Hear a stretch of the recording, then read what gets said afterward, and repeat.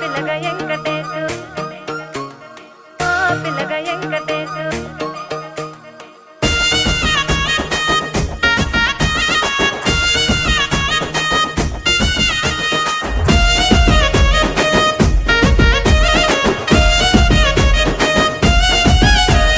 సిద్ధిరాల మనసు నాది చిన్నగా పోతుంటావో చూడక పోతుంటావో ఇంట్లో చిన్నదాన్ని నేను సిద్ధిరాల